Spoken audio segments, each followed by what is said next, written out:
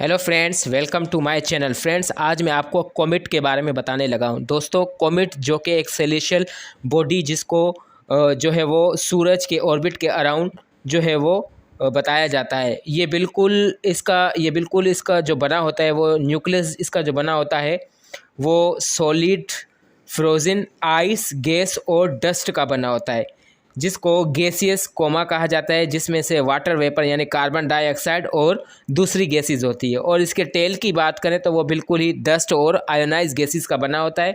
इसका टेल जो है वो इसका लंबा जो टेल होता है यानी इसकी जो पूंछ होती है पीछे, वो गैस की और डस्ट की होती है, जो कि सूरज से बिल्कुल ही दूर होती है, क्योंकि सूरज से निकलने वाली जो हवाएं होती है इस वजह से ये इसको फोर्स देती है और ये सूरज से बिल्कुल ही दूर होते हैं। इसके टेल की अगर बात करें तो 250 मिलियन किलोमीटर इसकी जो है वो टेल लॉन्ग होती है।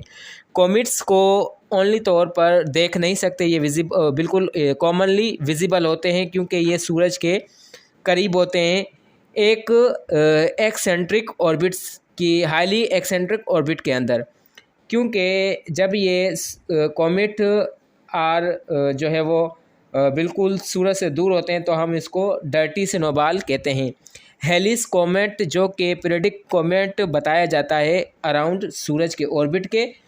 और एडमंड हेली एक साइंटिस्ट था जिसने ये रिकॉग्नाइज किया था कि ये पीरियडिक होता रहता है, और इसने इसको लास्ट टाइम 1986 में इसको देखा था। और अब ये इसका कहना है कि आने वाला जो वक्त है यानी साल है 2061 में ये अपने पीरियड के हिसाब से 75 साल के बाद ये देखा जाएगा। आई होप कि आपको कॉमेट के बारे में पता चल गया।